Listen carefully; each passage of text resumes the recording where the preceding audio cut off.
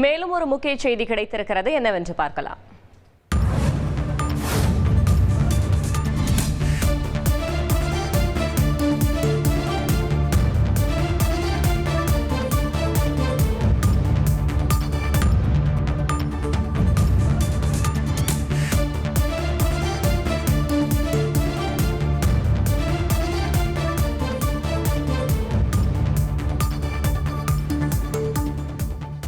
ஆழியார் தனுப்படையில் நீரில் மூழ்கி 3 மாணவர்கள் உயிரிழந்திருக்கிறார்கள்.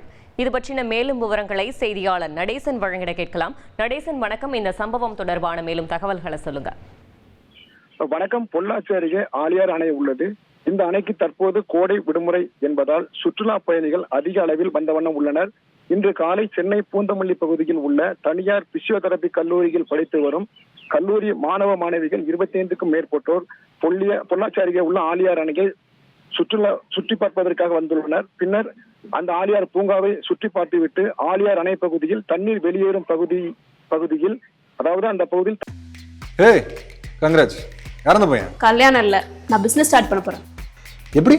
பாஸ் வாலா பி தி பாஸ் தடை செய்யப்பட்ட இடமாகும். அந்த பகுதியில் கல்லூரி மாணவர் ஆண்ட்ரோஜெனிப் தனியாக குளிக்க சென்றுள்ளார்.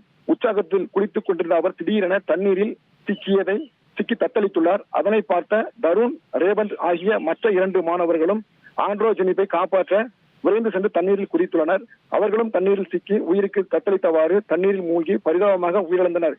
இந்த சம்பவத்தை நேரில் பார்த்த மாணவ மாணவிகள் பொதுமக்கள் அதிர்ச்சியடைந்து இது குறித்து உடனடியாக ஆழியாறு போலீஸ் நிலையத்திற்கு தகவல் தெரிவித்து தீயணைப்புத்துறையினருக்கும் தகவல் கொடுத்தனர். சம்பவத்திற்கு வந்த தீயணைப்புத்துறையினர், போலீசார், பொதுமக்கள் உதவியுடன் 3 பேர் பிரேத உடலை மீட்டு பிரேத பரிசோதனைக்காக கோட்டூர் பொள்ளாச்சி பகுதியில் உள்ள அரசு மருத்துவமனைக்கு பிரேத பரிசோதனைக்காக அனுப்பி வைத்துள்ளனர். சென்னையில் இருந்து சுற்றுலா வந்த இடத்தில் 3 கல்லூரி மாணவர்கள் தண்ணீரில் மூழ்கி இறந்த சம்பவம் அந்த பகுதியில் கடும் சோகத்தை ஏற்படுத்தியுள்ளது. மீண்டும் 3 மாணவர்கள் இறந்த உடலை பார்த்த உடன் வந்த மாணவர்கள் கதறி அழுத காட்சி பரிதாபமாக இருந்தது.